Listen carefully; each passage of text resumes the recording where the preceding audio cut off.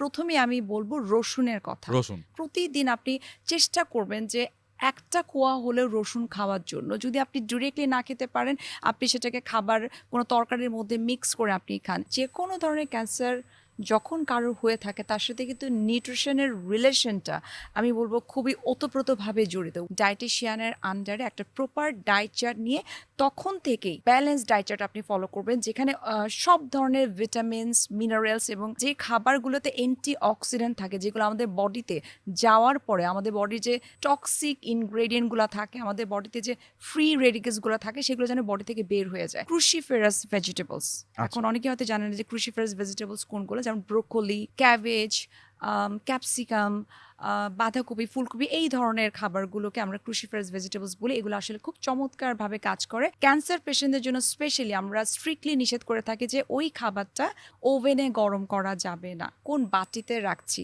এই বাটিটা হতে হবে বা বক্সটা হতে হবে এয়ার টাইট। আমি যখন খাবারটা নেক্সট মিলে আমি খাবো, অফকোর্স আমাকে স্পুন ইউজ করতে হবে, হাত ইউজ করা যাবে না, বিকজ হ্যান্ডলিংয়ের মাধ্যমে কিন্তু অনেক কন্টামিনেশন হয়। ক্যান্সার পেশেন্টদের দেখা যায় খাবার একটু অনীহা থাকে, বা যতটুকু সে খাচ্ছে ততটুকু কিন্তু সে তার স্টমাকে রাখতে পারছে না, স্টমাকটাকে ইরিটেট করে খাবারটা। সো ইয়োগার্টটা যদি আমরা নেই, সেই ইয়োগার্টে যে প্রোবায়োটিক থাকে সেটা কিন্তু খাবারটাকে হজম করতে হেল্প করে।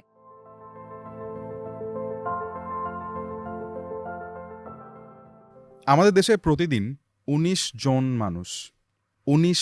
মানুষ একটা পার্টিকুলার রোগে মারা যায় এবং প্রায় ৩৫ জন মানুষ ডিটেক্টেড হয় নতুন করে। তাও আসলে এই নাম্বারটা আমরা জানি, হয়তোবা অনেক কেসেস আছে যেটা আমরা জানি না।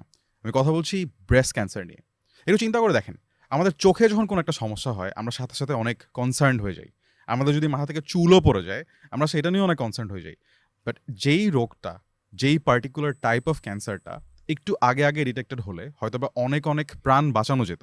হয়তোবা আমাদের মরণ ব্যাধিকে আসলে মরণ হিসেবে চিন্তা করতে হতো না।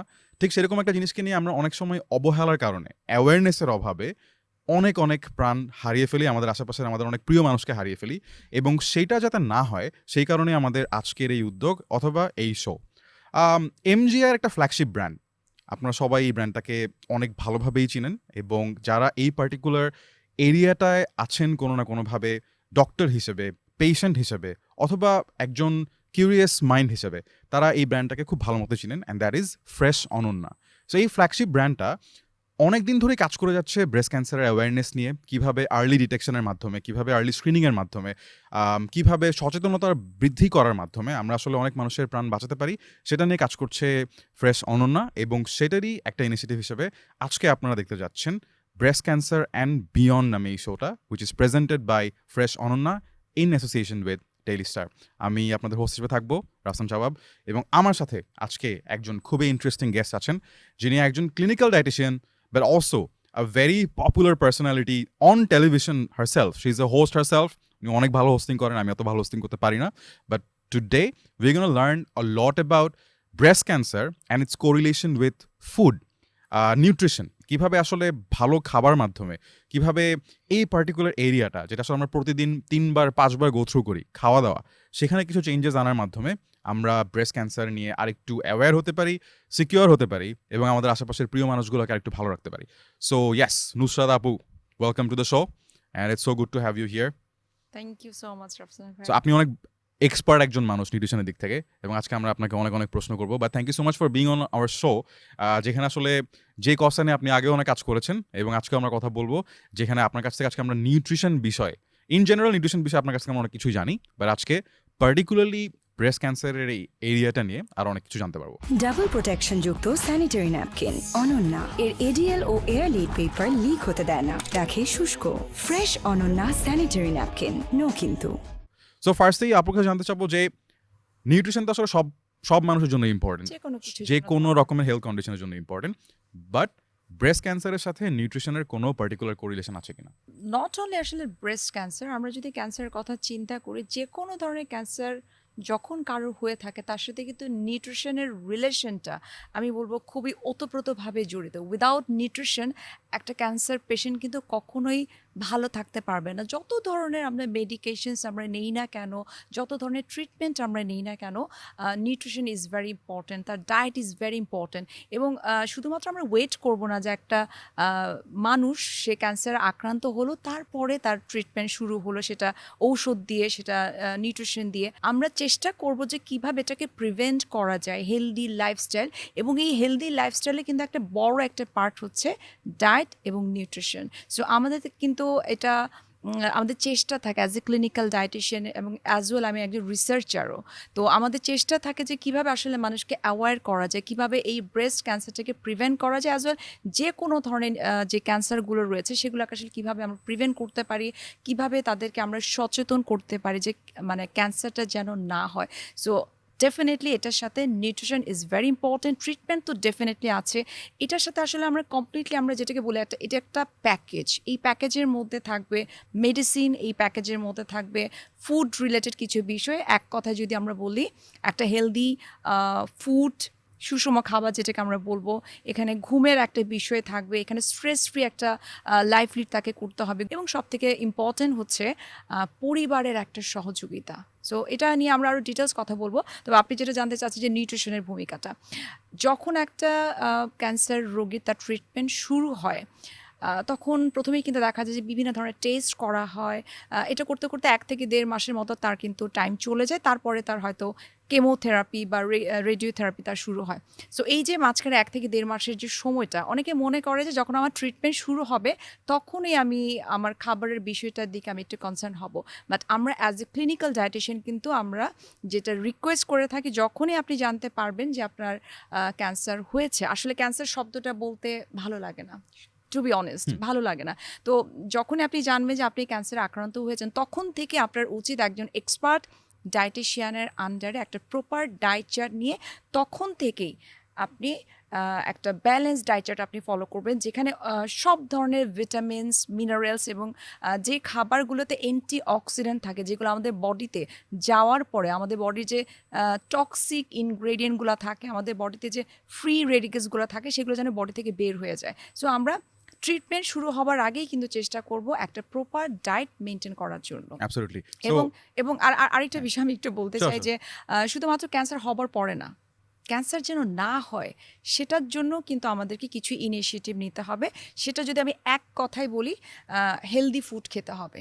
এক কথায় আমরা আমাদের যে বর্তমান প্রেক্ষাপটে আমরা এত বেশি ফাস্টফুড আইটেমের প্রতি আমি বলবো ছোট থেকে বড় আমরা সবাই কিন্তু এডিক্টেড। আমরা বাইরে যেও খাচ্ছি, আমরা ঘরে বসেও কিন্তু আমরা অনলাইনে অর্ডার করে আমরা খাবার খাচ্ছি। তো আমার মনে হয় অনেকে আমরা জানি যে এই ধরনের খাবারে, ফাস্টফুড আইটেম বা প্রসেসড খাবারগুলোতে কিন্তু ট্রান্স ফ্যাট থাকে, এবং এই ট্রান্স ফ্যাট জাতীয় খাবার যখন আমরা দিনের পর দিন, বছরের পর বছর খেতে থাকবো, সেটা কিন্তু একটা সময় বডিতে যে কার্সিনোজেন ক্রিয়েট করে, এই কার্সিনোজেন মানে হচ্ছে ক্যান্সার সেল। সো আমাদেরকে এখন থেকেই যদি আমরা একটু সচেতন হই, যারা আমাদের অনুষ্ঠানটি দেখছে, আমার একটা রিকোয়েস্ট রয়েছে, আমরা যতটুকু পারি এই ধরনের ফাস্টফুড আইটেম, বিশেষ করে ট্রান্সফ্যাট জাতীয় খাবার আমরা একটু অ্যাভয়েড করবো, তাহলে এটা প্রিভেন্ট করা যাবে। অ্যাজ ওয়েল যখন কারোর ক্যান্সার হয়ে যাবে তখনও কিন্তু একইভাবে এই ফাস্টফুড আইটেম আমাদেরকে অ্যাভয়েড করতে হবে। So nutrition is very important for cancer patient, এবং অ্যাজ ওয়েল সেটাকে প্রিভেন্ট করার জন্য। So absolutely there is a strong correlation নিউট্রিশনের সাথে এই পার্টিকুলার হেলথ কন্ডিশনের। বাট আমি এখন একটু আসলে আপুকে, আমরা যে টিকটক, ইনস্টাগ্রাম, ইউটিউবে যেভাবে দেখতে থাকি এবং মাঝে মধ্যে হোয়াটসঅ্যাপে পাঠায় সবাই, তুমি যদি প্রতিদিন একটা আপেল খাও তাহলে তোমার জীবন থেকে এতগুলো রোগ দূর হয়ে যাবে। সো এরকম ভাষায় আপুর কাছ থেকে জানতে চাই যে can you name one fruit বা ওয়ান পার্টিকুলার ভেজিটেবল বা কিছু একটা যেটা খেলে ব্রেস্ট ক্যান্সারের ঝুঁকি কমতে পারে? এরকম একটা দুইটা তো আসলে বলা যাবে না, অনেক ধরনের খাবার আছে ব্রেস্ট ক্যান্সার, এবং সেই সাথে আমি ওভারঅল কিছু ক্যান্সারের কথা বলবো, যে সব ধরনের cancer as well breast cancer, এটাকে যদি আমরা প্রিভেন্ট করতে চাই, অথবা যদি তার হয়ে গেছে ব্রেস্ট ক্যান্সার, সেটাকে আসলে আমি বলবো যে আমাদের বডিতে যে টক্সিসিটিটা ক্রিয়েট হচ্ছে, এবং আমি যেহেতু আমি ক্যান্সার পেশেন্ট, সেক্ষেত্রে আমার বডির ইমিউনিটিটাকে বুস্ট আপ করার জন্য স্পেসিফিক কয়েকটা খাবার আছে। প্রথমে আমি বলবো রসুনের কথা, বিকজ এটা হচ্ছে সবথেকে ওল্ডেস্ট প্ল্যান্ট, যেটা নিয়ে সবথেকে বেশি রিসার্চ হয়েছে ফর ক্যান্সার পেশেন্টদের জন্য। সো আমরা ক্যান্সার পেশেন্ট যারা রয়েছে তাদেরকে কিন্তু আমরা সাজেস্ট করে থাকি যে প্রতিদিন আপনি চেষ্টা করবেন যে একটা কোয়া হলেও রসুন খাওয়ার জন্য যদি আপনি ডিরেক্টলি না খেতে পারেন আপনি সেটাকে খাবার কোনো তরকারির মধ্যে মিক্স করে আপনি খান। আরও কিছু বিষয় রয়েছে, যেমন আমি বলবো যে ক্রুশিফেরাস ভেজিটেবলস। এখন অনেকে হয়তো জানেন না যে ক্রুশিফেরাস ভেজিটেবলস কোনগুলো, যেমন ব্রোকলি, দেন হচ্ছে ক্যাবেজ, ক্যাপসিকাম, বাঁধাকপি, ফুলকপি, এই ধরনের খাবারগুলোকে আমরা ক্রুশিফেরাস ভেজিটেবলস বলি। এগুলো আসলে খুব চমৎকারভাবে কাজ করে। সেই সাথে গ্রিন লিফি ভেজিটেবলস। আর প্রোটিনের তো কোনো আসলে বিকল্প কিছুই নাই। কোনো কারণে আপনি কার্ব ইনটেক আপনি কম করলেন, কোনো অসুবিধা নাই, কিন্তু এই ধরনের যে রসুন, গ্রিন লিফি ভেজিটেবলস এবং ফ্রুটসের ক্ষেত্রে আমরা বলি অল কাইন্ডস অফ বেরিজ। আচ্ছা, যত ধরনের বেরিজ আছে, স্ট্রবেরি আছে, ক্র্যানবেরিজ আছে, ব্ল্যাকবেরিজ আছে, এই বেরিজগুলো কিন্তু চমৎকারভাবে কাজ করে ক্যান্সার পেশেন্টদের জন্য। বা নাইস। আমার কাছে এই ব্যাপারটা বেশ ভালোই লাগলো যে যেই খাবারগুলো খেতে আমার এমনিতেও ভালো লাগে অনেক, রসুন অ্যান্ড দেন বেরিজ, লাইক খুবই ভালো। মানে এটা যে আসলে ক্যান্সার প্রিভেন্ট করতে পারে আজকে জেনে আমার কাছে অনেক ভালো লাগলো এবং আমি অনেক অ্যাসিওর্ড ফিল করছি। সো আপনি যেই স্টেজে থাকেন না কেন, আপনি হয়তো বা প্রিভেন্ট করার জন্য আসলে আমাদের শোটা দেখছেন, অথবা unfortunately probably you are detected and আপনি আসলে এখন কি করবেন সেটা চিন্তা করে দেখছেন। সলিউশন কিন্তু খুব দূরে না। আমাদের কিন্তু এক্সপার্ট ক্লিনিক্যাল ডায়েটিশিয়ান, একজন রিসার্চার অ্যাজ ওয়েল, উনি বলে দিয়েছেন রসুন হেল্পস, যে কোনো রকমের বেরি হেল্পস এবং শাকসবজি অফকোর্স হেল্প করে। সো আমরা প্রিভেনশনের ব্যাপারে আপনার কাছ থেকে অলরেডি জেনে গিয়েছি। আমি এখন জানতে চাই যে যদি কারো ব্রেস্ট ক্যান্সার ডিটেক্টেড হয়, যেমন যে কোনো রোগের ক্ষেত্রে আমাদেরকে মাঝে মধ্যে আমাদের একটা ডক্টররা বলে দেয় যে এটা খাওয়া যাবে না। সো ব্রেস্ট ক্যান্সার পেশেন্টদের জন্য এমন কোনো নিষেধ আছে কিনা খাবারের ক্ষেত্রে? ডেফিনেটলি আছে।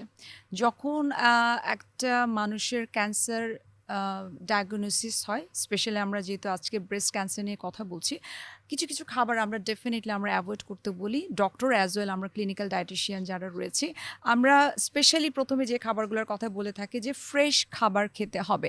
আমরা ইউজুয়ালি এখনকার যুগে আসলে আমরা সবাই তো খুব ব্যস্ত, আমরা একেবারে রান্না করে ফ্রিজে আমরা রেখে দিচ্ছি। সো এই খাবারটা আমরা 2 দিন 3 দিন পর্যন্ত কিন্তু ফ্রিজে রেখে আমরা গরম করে করে খাচ্ছি। কোথায় গরম করছি?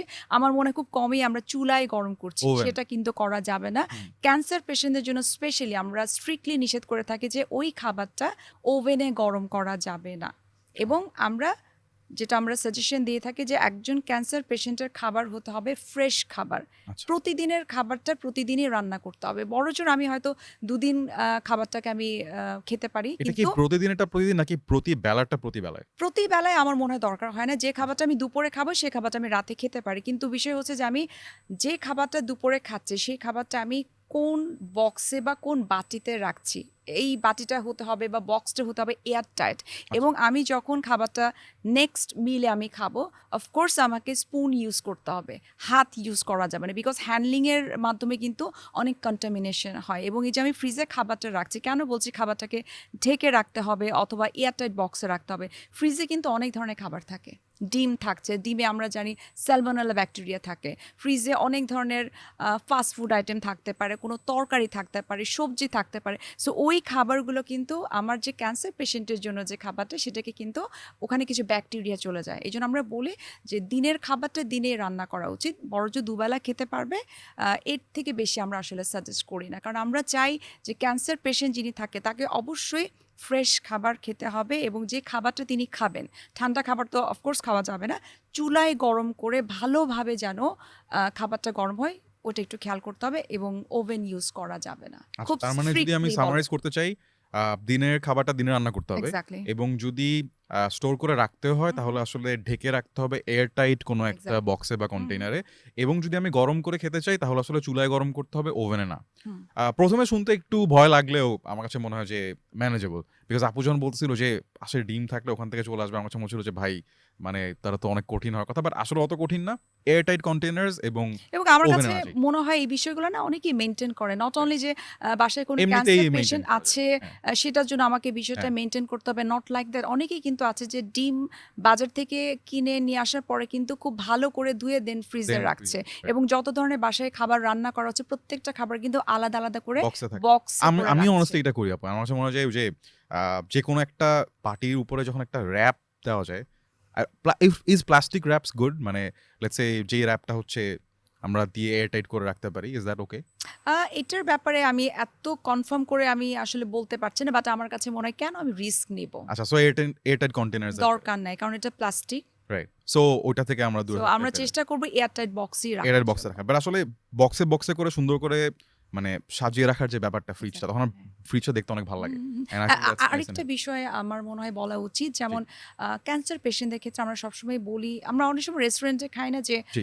সতে ভেজ, যেটা Right. একটু হাফ কুক থাকে, একটু বাটার দিয়ে করতে হয়। এক্স্যাক্টলি বাটার থাকে, তারপর হচ্ছে আমরা কিছু সি ফিশ খেয়ে থাকি, সি ফিশগুলো কিন্তু দেখা যায় হাফ কুক থাকে। সো ক্যান্সার পেশেন্টদের খাবারগুলো, সেটা ফিশ হোক, সেটা Vegetables হোক। যে কোনো ধরনের ভেজিটেবলস হতে পারে, যেই খাবারই হোক না কেন ওয়েল কুকড হতে হবে, আচ্ছা। হাফ কুকড করা তার যাবে মানে না। সুশি তো is a no go. No.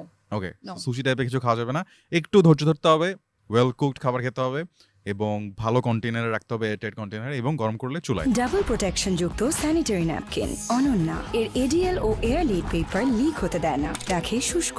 Fresh Ananya sanitary napkin, no কিন্তু। So, আমরা অনেকগুলো পয়েন্ট জানলাম আপুর কাছ থেকে, ভেরি প্র্যাকটিক্যাল পয়েন্টস।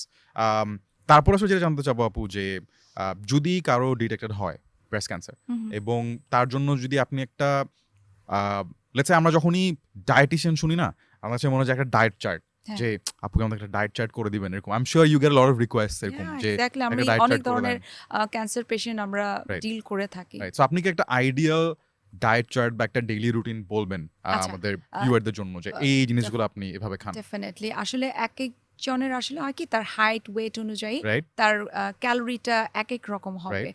কারোর হাইট যদি কম থাকে, তার ক্যালোরিটা আমরা ঠিক ওভাবে ফিক্স করি, এবং ডিপেন্ড করে যে সে কোন স্টেজে আছে ক্যান্সারের। ফার্স্ট স্টেজ থাকে, সেকেন্ড স্টেজ থাকে, স্টেজ ওয়াইজ কিন্তু আমরা তার ফুডটাও কিন্তু ঠিক ওভাবে আমরা Right. ফিক্স করে থাকি।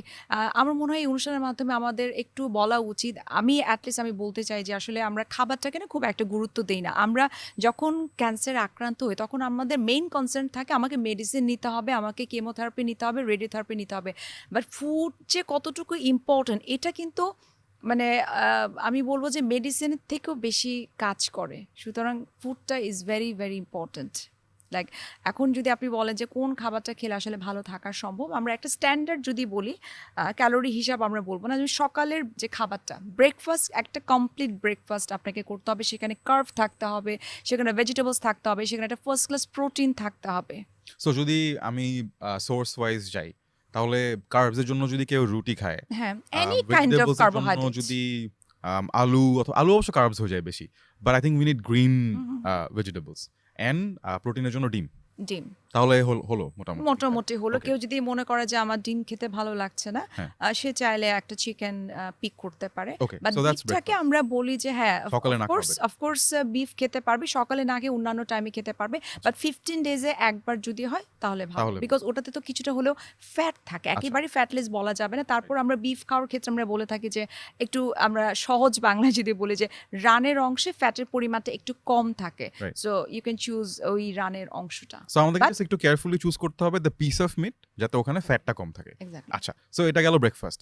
তারপর দেন আমরা মিড মর্নিংটাকে টার্গেট করি। মিড মর্নিং মানে হচ্ছে আমরা 11টা থেকে 12টা বা 12:30 Brunch. টাইমটাকে আমরা ধরে থাকি। ব্রাঞ্চও বলা যাবে না। ওই মিড মর্নিং টাইমটাতে আমরা স্পেশালি যেটা বলে থাকি যে ওখানে একটা ফ্রুটস থাকতে হবে, আচ্ছা। এবং ফ্রুটসটা খাওয়ার আগে অবশ্যই ভালো করে ক্লিন করে তারপর খেতে হবে। সেই সাথে আমরা অ্যাড করি কিছু nuts, because nuts good for health. এটা হার্টের জন্য খুবই ভালো, ক্যান্সার পেশেন্টদের জন্য খুবই ভালো। সো ওই টাইমটাতে আমরা কোনো জাঙ্ক ফুড বা হাই ক্যালোরিবল কোনো খাবার না খেয়ে হেলদি খাবার হিসেবে ফ্রুটস এবং নাটস nuts. রাখতে পারি। আচ্ছা, গেল। দেন আমরা লাঞ্চে Lunch-এ চলে চলে আসি।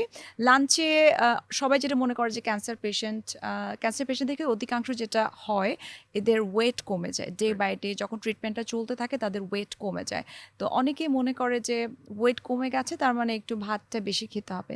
সো ভাতের মধ্যে তো আসলে কার্ব ছাড়া আর কিছু নাই। অন্য কিছু কিন্তু আমরা খুঁজে প্লাস পাচ্ছি না। আই রেড যে হোয়াইট রাইসের মধ্যে সুগার থাকে। Is that true? Definitely, আচ্ছা, definitely. তার মানে কি ব্রাউন রাইস খাওয়া better?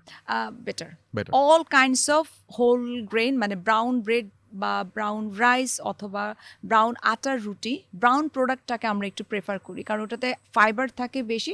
So this is good for health. Right. So not mandatory যে কেউ যদি পছন্দ না করে ব্রাউন রাইসটা না খেতে, আমার কাছে ব্রাউন রাইস খেতে খারাপ লাগে না, আমার কাছে আরো বেশি মজা লাগে ব্রাউন রাইস খেতে। সো এটা হয় কি, চেঞ্জ করে চাইলে খাওয়া যেতে পারে। সো যেটা বলছিলাম যে কারোর যদি ওয়েট কম থাকে, অনেকে যেটা প্রেশার দেয় যে তুমি ভাত বেশি করে খাও, আমি বলবো যে ভাতটার উপরে অত বেশি জোর না দিয়ে ডেফিনেটলি কার্ব ছাড়া চলবে না। কার্ব তো আমাকে এনার্জি দিচ্ছে, আমাদের ব্রেনের খাবার হচ্ছে গ্লুকোজ, এই গ্লুকোজটা কিন্তু আসছে আমাদের কার্বোহাইড্রেট থেকে।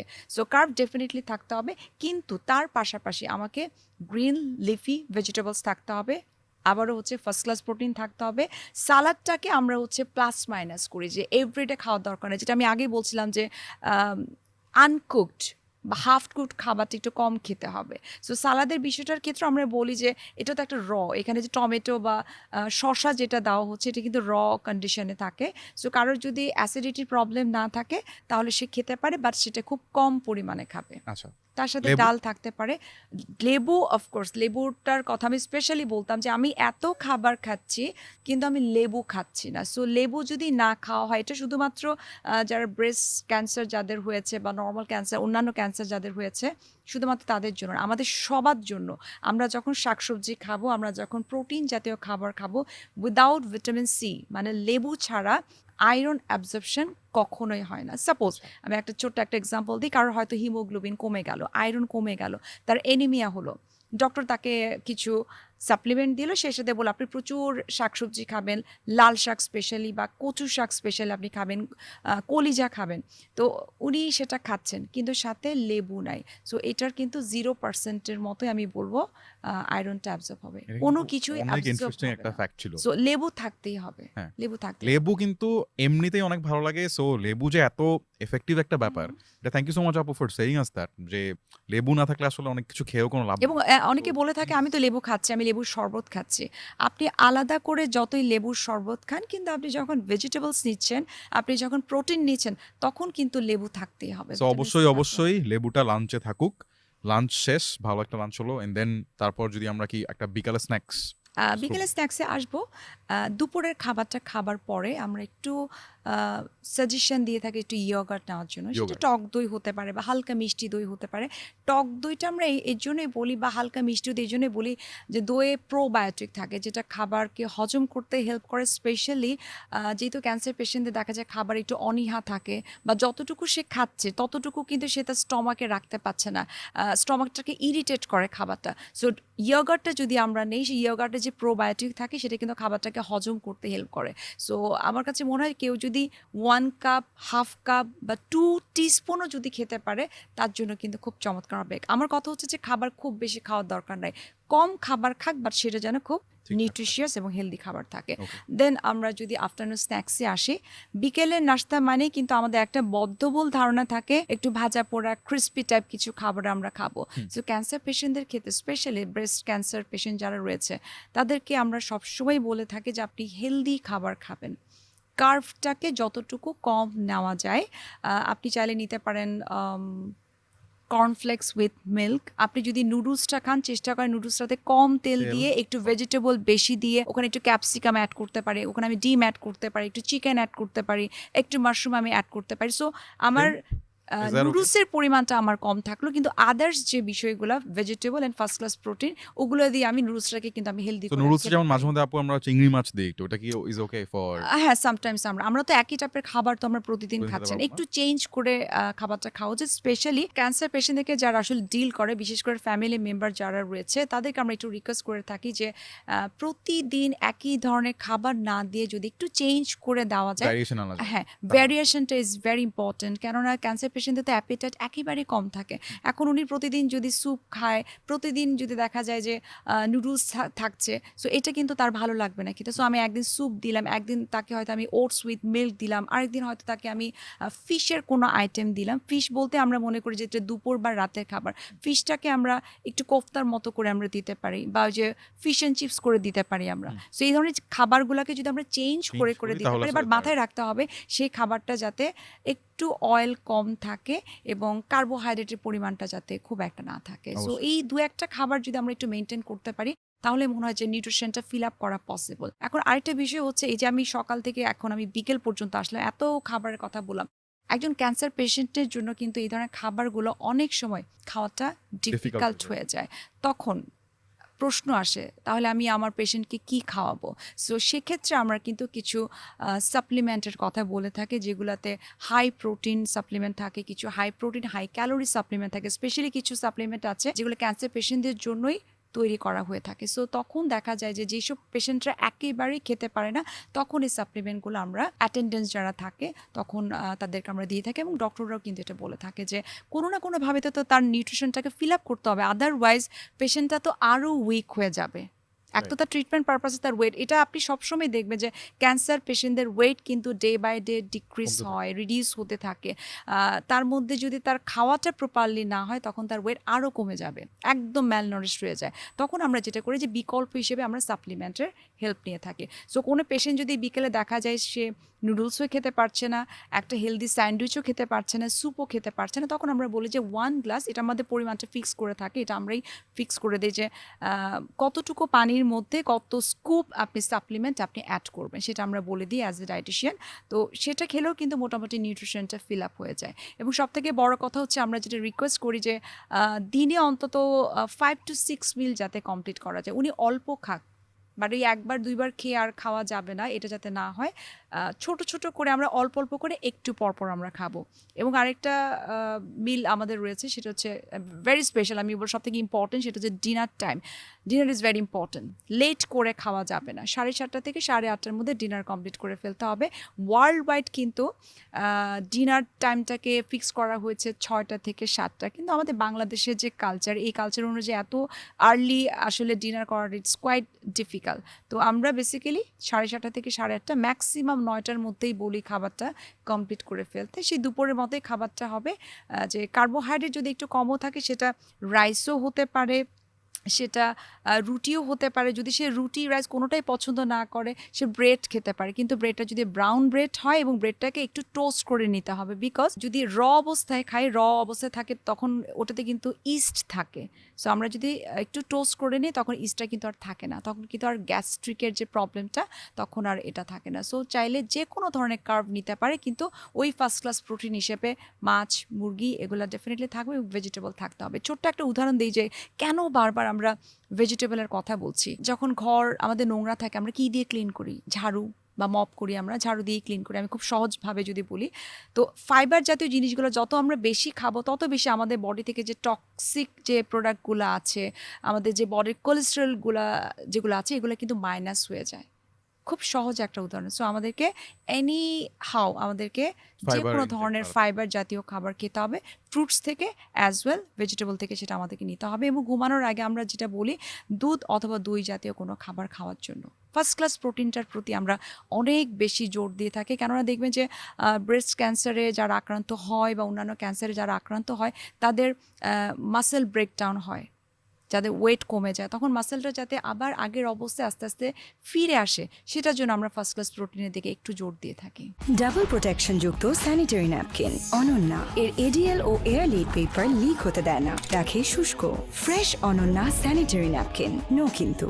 আজকে আমাদের এক্সপার্ট নিউট্রিশনিস্টের কাছ থেকে কিন্তু পুরো একটা ডায়েট চার্ট আপনাদের জন্য নিয়ে নিলাম।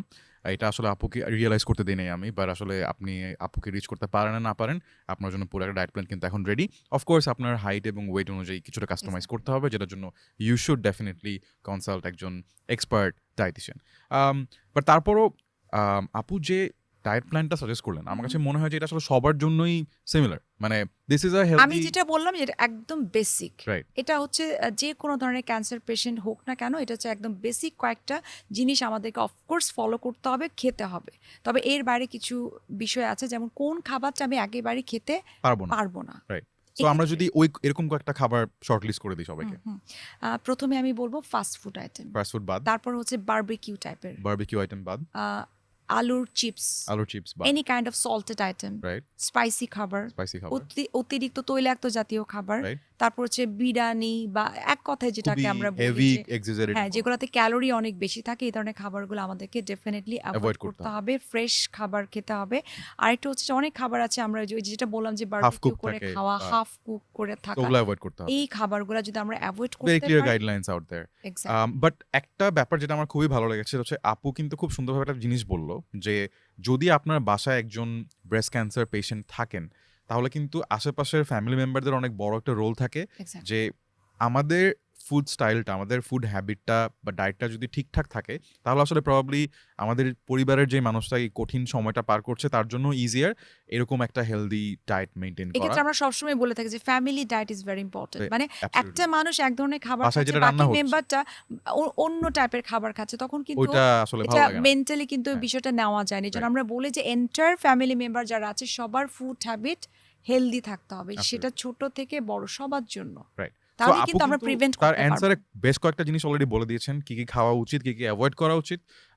এছাড়াও আসলে যদি আপনার রুচি কমে যায় সেই ক্ষেত্রে কি করা উচিত সেটা উনি বলে দিয়েছেন। ওজন কমে গেলে কি করা উচিত সেটা উনি বলে দিয়েছেন, এবং পরিবারের রোলটাকেও আসলে আমরা এখানে খুব সুন্দরভাবে স্পেসিফাই করতে পারলাম। আমি একটা স্পেসিফিক জিনিস যেটা জানতে চাই এখন, সেটা হচ্ছে ব্রেস্ট ক্যান্সার পেশেন্টদের মধ্যে যাদের এই টাইমটায় নজিয়া হয় হুম, হুম। বা একটা বমি বমি ভাব থাকে, তাদের জন্য আসলে কি ধরনের ডায়েট হওয়া উচিত বা তারা কি করবেন? ওকে, ফাইন। এই নাউশিয়া অথবা যে বমি, বমি ভাবটা বা বমি হয়ে যায় অনেকের ক্ষেত্রে, এটা তখনই হয় যখন তাদের কেমোথেরাপি শুরু হয়। কেমোথেরাপি যখন শুরু হয় তখন আমরা দেখেছি, আমরা তো আসলে এই ধরনের পেশেন্টগুলোকে ডিল করে থাকি, আমরা ভিজিট করি, অনেক ধরনের counselling is very, very important. এটা শুধুমাত্র যে আমরা অ্যাজ এ ক্লিনিক্যাল ডায়েটিশিয়ান অথবা ডক্টর কাউন্সেলিং করবে তা না। ওই যে আরেকবার আমি বলেছি যে ফ্যামিলি মেম্বারদের ভূমিকাটা এক্ষেত্রে অনেক বেশি গুরুত্বপূর্ণ। সো একটা পেশেন্ট যখন কেমোথেরাপি শুরু হয় তখন কিন্তু সে একেবারেই খেতে পারে না, বিশেষ করে যেদিন তার কেমোথেরাপিটা দেওয়া হয়। তো সেক্ষেত্রে সেই দিন এবং তার পরবর্তী 10 দিন পর্যন্ত এই বমি বমি ভাবটা অনেক বেশি থাকে। তখন আমরা যেটা প্রেফার করি যে সলিড কোনো খাবার না খেয়ে খুব সফট, যেমন সেটা খিচুড়ি হতে পারে, নরম খিচুড়ি, সেটার মধ্যে একটু ভেজিটেবল যদি থাকে, একটু চিকেন যদি থাকে, এরকম নরম খিচুড়ি আমরা খেতে পারি, আমরা স্যুপ খেতে পারি, এবং কিছু ফ্রুট জুস খেতে পারি। এটা কিন্তু কোনো ক্যান জুস বা রেডিমেড জুস যেটা সুগারি, ওগুলো কিন্তু না, ফ্রেশ জুস চাইলে আমরা খেতে পারি। সো ওই কেমোথেরাপির দিন অথবা যখন এই যে আপনি বললেন যে নাউশিয়া বা বমিটিংটা যখন হয়, তখন আমরা বলি সেমি লিকুইড এবং লিকুইড জাতীয় খাবার খাওয়ার জন্য। সেই সাথে ওই দিন যেহেতু খাবারের পরিমাণটা একেবারে ওদের কমে যায় এবং এর পরের 10 দিন পর্যন্ত খাওয়ার পরিমাণটা অনেক কম থাকে, অ্যাপিটাইট একেবারে থাকে না, তখন আমরা একটু সাপ্লিমেন্ট নেওয়ার জন্য আমরা একটু রিকোয়েস্ট করে থাকি। তখন হয় কি, পেশেন্টটা ম্যাল নরিশড হয় না। অ্যাবসলিউটলি। সো ওই সলিউশনটা আমরা পেয়ে গেলাম। নেক্সট যেটা আমি জানতে চাবো আপনার কাছে সেটা হচ্ছে যে, যেহেতু আপনি ব্রেস্ট ক্যান্সারের অনেক পেশেন্টকে ডিল করেন এবং তাদেরকে ডায়েট সাজেস্ট করেন, সো এমন কোনো কুসংস্কার দেখতে পান বা মিথস দেখতে পান যেটা সবাই ভুল একটা ধারণা নিয়ে রাখে এবং সেটা বছর পর বছর থেকে যায়, বা আমরা সবাই আশেপাশে শুনি পারে আসলে ভুল? বাংলাদেশের প্রেক্ষাপটে যদি আমরা বলি, আমরা যতই বলি ডিজিটাল বাংলাদেশ, কিন্তু তারপরেও কিন্তু কিছু অবস্ট্যাকলস আছে, কিছু বা মিথ আছে। ডিজিটালিও অনেক ভুল তথ্য ছড়াতে থাকে। এক্স্যাক্টলি। কিছু মিসকনসেপশন আমাদের মধ্যে আছে। স্পেশালি আমরা যদি বলি, কোনো একটা মেয়ের যদি বিয়ে হবার আগে যদি তার ব্রেস্ট ক্যান্সার হয়, তার জন্য লাইফটা কিন্তু লাইক হেল। হ্যাঁ, যে তার কখনো বিয়ে হবে না। অথচ ব্রেস্ট ক্যান্সার এমন একটা ক্যান্সার বলা যেতে পারে, যদি আমরা আর্লি ডিটেকশনে যেতে পারি তাহলে কিন্তু এটা পুরোপুরিভাবে কিউর হয়ে যায়। So early detection is very important. এবং এই যে একটা মিথ বা মিসকনসেপশন আমি বলবো, যে কারোর ব্রেস্ট ক্যান্সার যদি হয়, সে যদি ভালোও হয়ে যায়, এই যে মানুষের একটা ধারণা তার কখনো বিয়ে হবে না, তার লাইফটাই শেষ হয়ে গেল। এবং দেখা যায় যে সমাজের বাইরের মানুষ বলবো না, ফ্যামিলি থেকেই দেখা যায় অনেক ধরনের কিছু কটু কথা কিন্তু শুনতে হয়। সো এই বিষয়গুলো থেকে না আমাদেরকে বের হয়ে আসতে হবে। সো এর জন্যই কিন্তু আমার মনে হয় যে এই ধরনের অ্যাওয়ারনেস টাইপ প্রোগ্রাম আমাদের আরও আরো বেশি বেশি হওয়া বেশি উচিত। করে করা উচিত। টু বি অনেস্ট, একটা ফ্র্যাঙ্কলি যে কথাটা আমরা বলবো যে এই মেয়েটার যদি বেবি হয়, সে কখনো ব্রেস্ট ফিড করাতে পারবে না, এই কথাটাও কিন্তু আমাদেরকে শুনতে হয়। সো এক্ষেত্রে আমরা অনেক কাউন্সিলিং করার চেষ্টা করি, ডক্টররাও করে, ফ্যামিলি মেম্বার যারা রয়েছে তাদেরকেও আমরা কিন্তু রিকোয়েস্ট করি যে আপনাদের ভূমিকাটা এক্ষেত্রে কিন্তু অনেক বেশি গুরুত্বপূর্ণ। এবং পেশেন্টদেরকে আমরা যেটা বলি যে আপনি এত ধরনের মেডিসিন খাচ্ছেন বা আমরা যে সাজেশন দিচ্ছি নিউট্রিশনের ব্যাপারে, আপনার ক্ষেত্রে সাজেশন হচ্ছে আপনি সবসময় নিজের প্রতি আত্মবিশ্বাসটা ধরে রাখা। এটা কিন্তু ইমিউনিটিটাকে বুস্ট আপ করে। আপনি সবসময় চিন্তা করবেন, সবসময় নিজেই নিজেকে বলবেন আমাকে সুস্থ হতে হবে। আমার কাছে অনেক পেশেন্টরা আছে, আমাকে বলে যে আমার 2টো বেবি আছে, বা আমার হচ্ছে ফ্যামিলিতে আমার অনেক রেসপন্সিবিলিটি আছে। সো আমাকে কোনোভাবে মরে গেলে হবে না, আমাকে বাঁচতে হবে। সো ওই কথা চিন্তা করে উনি নিজেই বলে যে আমি জোর করে হলেও কিন্তু আমি হেলদি খাবারগুলো খাচ্ছি। এই জন্যই কিন্তু আপনাদের কাছে আমি এসেছি যে একটা ভালো ডায়েট চার্ট নেওয়ার জন্য। সো এই যে কনফিডেন্টটা, এই যে নিজেকে ভালো রাখার যে একটা চেষ্টা, এটা কিন্তু অনেক বেশি গুরুত্বপূর্ণ। এবং এটা কিন্তু আমার কথা না, এটা সায়েন্সের কথা। যারা ব্রেস্ট ক্যান্সারে যারা আক্রান্ত বা যেই ধরনের ক্যান্সার যাদের হচ্ছে, একটা জিনিস আমরা সবসময় বলি, নিজের প্রতি আস্থা রাখতে হবে এবং সবসময় মাথায় রাখবেন যে আমাকে ভালো হতে হবে এবং আমি ভালো হব। এটাতে তার ইমিউনিটি বুস্ট আপ হয়। খুবই স্ট্রং একটা স্টেটমেন্ট ছিল যে অনেক পেশেন্টের জন্য, তার নিজের জন্য না হলেও তার পরিবারের মানুষের জন্য হলেও আসলে তার স্ট্রং থাকতে হয়, তার Exactly. হেলদি লাইফস্টাইলটা মেনটেন করতে হয়। সো এই পর্যায়ে আমি সবাইকে যেটা রিকোয়েস্ট করবো সেটা হচ্ছে, প্রথমত আপনি কি করতে পারেন, আপনি কিন্তু এই এপিসোডটা শেয়ার করে দিতে পারেন যাতে আপনার মাধ্যমে আপনার সোশ্যাল মিডিয়া, আপনার ফ্রেন্ড লিস্টের অনেকে এই অ্যাওয়ারনেসটুকু পায়, বা আপনার ফ্রেন্ড লিস্টে থাকা একজন মানুষ যে হয়তো বা ব্রেস্ট ক্যান্সার পেশেন্ট, সেই যাতে খুঁজে পায় আমাদের আজকের এই এপিসোডটা, এবং কিভাবে সে ভালো খেতে পারে, ভালো থাকতে পারে, সে সম্পর্কে জানতে পারে। এবং আপনার জন্য একটা প্রশ্ন আমি রেখে যাচ্ছি, বিকজ আমি চাই যে প্রত্যেকটা এপিসোডে যারা খুব মনোযোগ দিয়ে দেখছেন তারা যাতে আসলেই মনোযোগ দিয়ে দেখেন, এবং তাদের জন্য আমরা কিছুটা করতে পারি ফ্রেশ অনন্যার পক্ষ থেকে। সো আপনাদের জন্য এই এপিসোডের প্রশ্ন হবে, ব্রেস্ট ক্যান্সার পেশেন্টদের জন্য কী কী ধরনের খাবার খাওয়াটা উচিত না, বা কী কী ধরনের খাবার অ্যাভয়েড করা উচিত। আমাদের কমেন্ট সেকশনে জানাবেন। রাইট অ্যান্সার যারা দিচ্ছেন তাদের মধ্যে থেকে যে কোনো একজনকে আমরা খুঁজে বের করব আপুর সাহায্যে, এবং তার কাছে আমরা পৌঁছে দেবো একটা গিফট ফ্রেশ অনন্যার পক্ষ থেকে। আপুর কাছে আমরা লাস্ট প্রশ্নে যাব, বাট তার আগে আমি একটা জিনিস অবশ্যই আবার মনে করে দিতে চাই যে ফ্রেশ অনন্যা কিন্তু প্রত্যেকবারই সবাইকে একটা জিনিস মনে করে দিতে চায়, সেটা হচ্ছে যে, এবং এটা আপুও বলেছেন, যে আর্লি ডিটেকশন। এবং আর্লি ডিটেকশনের জন্য কিন্তু আসলে আর কিছুই দরকার না, একটু অ্যাওয়ারনেস দরকার, এবং জাস্ট এই স্টেপটা নেওয়া দরকার। এবং যদি আমরা আসলে আমাদের ব্র্যান্ডের ভাষায় বলি যে একটি চেক আপে আর দেরি নয়, ব্রেস্ট ক্যান্সার করবে বিজয়। সো এই যে বিজয় আসার ব্যাপারটা, বা ব্রেস্ট ক্যান্সারে এতগুলো স্টেজের কথা আমরা শুনলেই মনে হয় যে এটা মনে হয় একটা মানে ডেথ, লাইক এখানে মনে হয় আসলে মৃত্যু ছাড়া আর কিছু নাই। বুঝি একটা অনেক বছর যাবত একটা ছোট্ট একটা প্রবাদের মতো হয়ে গেছে, একটা বাণীর মতো হয়ে গেছে, ক্যান্সার হচ্ছে দুরারোগ্য একটা ব্যাধি। সো এখান থেকে আমার মনে হয় যে আমরা চাইলেই বের হয়ে আসতে পারি, একটু সচেতন যদি আমরা হই। অ্যাবসলিউটলি। সো এই পুরো ব্যাপারটাই কিন্তু জাস্ট একটা, যদি আর কিছুও না করেন, একটা ব্যাপার, আপনি হয়তো এখনো ব্রেস্ট ক্যান্সার পেশেন্ট না, বাট জাস্ট একটা ব্যাপার, সেটা হচ্ছে একটা চেক আপ। এই চেক আপটা ক্যান সেভ ইউর লাইফ, এই চেক আপটা can save you from all the troubles, এই চেক আপটা can save your family from a very difficult time as well. So আমাদের ফ্রেশ অনন্যা স্যানিটারি ন্যাপকিনের ব্র্যান্ড সবসময় যেভাবে বলে যে একটি চেক আপে আর দেরি নয়, এবং ব্রেস্ট ক্যান্সারে আসবে বিজয়। তো সেই বিজয়টা আসুক। আপুর কাছে জানতে চাবো একদম last remarks to the audience, যে থাকে না যে শেষ একটা কথা আপনার বলতে খুব ইচ্ছা করছে, যেটা জানলে মনে হয় সবার অনেক হেল্প হবে। ডেফিনেটলি অনেক কিছুই বলার আছে, তবে ছোট্ট করে আমি একটু বলতে চাই যে কেন বাংলাদেশে আসলে ব্রেস্ট ক্যান্সারের রোগীদের সংখ্যাটা বৃদ্ধি পাচ্ছে। আমি একটা রিসার্চের কথা যদি বলি, প্রতি বছর এখন নতুন করে বাংলাদেশে প্রায় 12,000-এর বেশি নতুন করে ব্রেস্ট ক্যান্সারের রোগীর সংখ্যাটা বৃদ্ধি পাচ্ছে, এবং প্রায় 6,000 থেকে 7,000-এর মতো ব্রেস্ট ক্যান্সার পেশেন্ট কিন্তু মারা যাচ্ছে। সো এই সংখ্যাটা কিন্তু দিন দিন বৃদ্ধি পাচ্ছে, এবং WHO তাদের কিন্তু রিসার্চের যে ফলাফল যেটি বলছে যে 2050 সাল নাগাদ এটা কিন্তু দ্বিগুণ হয়ে যাবে, তার থেকেও বেশি হয়ে যেতে পারে। সো এটা কিন্তু আমাদেরকে একটু মাথায় নিতে হবে, এবং এটার জন্য যা যা করতে হবে, যে একটা হেলদি লাইফস্টাইল মেনটেন করতে হবে। এবং মেয়েদের ক্ষেত্রে যে এই যে ব্রেস্ট ক্যান্সার কেন হচ্ছে, আমরা কিন্তু এই বিষয়টাকে আমরা মনে করি এটা শেয়ার করার মতো বিষয় না, একটু সেন্সিটিভ বিষয়, একটু লজ্জা এখানে কাজ করে। আমার কাছে মনে আসে লজ্জা বলতে কিছু নাই। যখনই আপনি দেখবেন যে আপনি কোনো প্রবলেম ফেস করছেন, আপনি অবশ্যই আপনার ফ্যামিলি মেম্বারদের কাছে আপনি শেয়ার করবেন, ডক্টরের কাছে যাবেন অ্যাজ সুন অ্যাজ পসিবল। তাহলে আমার কাছে মনে হয় আর্লি ডিটেকশনটা তখনই হয়ে যাবে। এবং ডক্টর কিন্তু বলে থাকে যে প্রতি মাসে একবার যদি আমরা এই চেক আপটা করি, তাহলে কিন্তু এই ব্রেস্ট ক্যান্সারের যে সংখ্যাটা আমরা অর্ধেকেরও বেশি কিন্তু আমরা কম করে নিয়ে আসতে পারি। তো এই চেক আপ অ্যাজ ওয়েল হচ্ছে হেলদি লাইফস্টাইল। এটার মধ্যে আমি কিন্তু আরেকবার বলেছিলাম যে, আমি বারবার বলছি যে এটা একটা প্যাকেজ, গুড ফুড, তারপরে ফিজিক্যাল অ্যাক্টিভিটিস, দেন হচ্ছে ঘুমের একটা বিষয়। যত বেশি আমরা গ্যাজেট আইটেম আমরা কম ইউজ করব, কারণ এই গ্যাজেট আইটেমগুলো কিন্তু আমাদের ঘুম নষ্ট করছে, এবং আমাদের এই যে পলিউটেড এনভায়রনমেন্ট, সেই সাথে আমরা যে খাবারগুলো খাচ্ছি প্রচুর ফরমালিন থাকে। সো খাবারের পুরোটা বিষয় কিন্তু আমাদের হাতে। তো আমরা চাইলেই কিন্তু এই ব্রেস্ট ক্যান্সারটাকে প্রিভেন্ট করতে পারি হেলদি লাইফস্টাইলের মাধ্যমে। এবং এক্ষেত্রে আমি বলবো নিজেকে সচেতন থাকতে হবে, এবং এই সচেতনতার পাশাপাশি পরিবারের সদস্যদের ভূমিকাও অনেক বেশি গুরুত্বপূর্ণ। সো ব্রেস্ট ক্যান্সার অ্যান্ড বিয়ন্ডের আজকের এপিসোডে কিন্তু আমরা নুসরাত আপুর কাছ থেকে আপনাদের জন্য একটা কমপ্লিট ডায়েট চার্ট ম্যানেজ করেছি, যে আপনি যদি একজন ব্রেস্ট ক্যান্সার পেশেন্ট হন, অথবা in general breast cancer prevent করতে চান, আপনার ডায়েট কীরকম হওয়া উচিত, আপনার কী কী ধরনের খাবার অ্যাভয়েড করা উচিত, কী কী ধরনের খাবারে আসলে ব্রেস্ট ক্যান্সারকে প্রিভেন্ট করার মতো হেল্পফুল এলিমেন্টস থাকে, আমাদের লাইফস্টাইল কীরকম হওয়া উচিত সেটা নিয়ে আমরা ডিসকাস করেছি।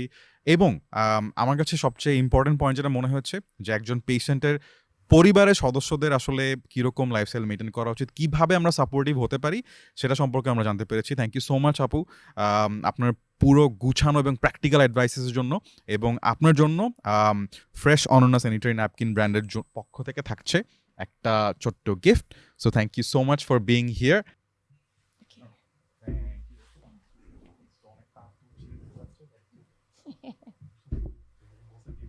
So thank you so much আপু, অ্যান্ড ছোট্ট একটা gift Fresh Ananya sanitary napkin ব্র্যান্ডের পক্ষ থেকে। আমি আবারও মনে করে দিতে চাই যে সেটা ডায়েটের মাধ্যমে হোক, হেলদি লাইফস্টাইলের মাধ্যমে হোক, এবং আরও অনেকগুলো বিষয় আমরা ফোকাস করব আমাদের ব্রেস্ট ক্যান্সার অ্যান্ড বিয়ন্ড এই শোটাতে।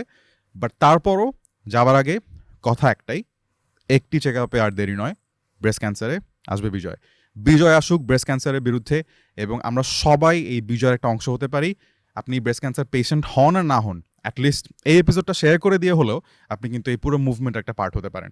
Thank you so much once again to Nusrat Jahan আপু for your wonderful practical advices, and thank you so much to all of you for watching. See you in the next episode.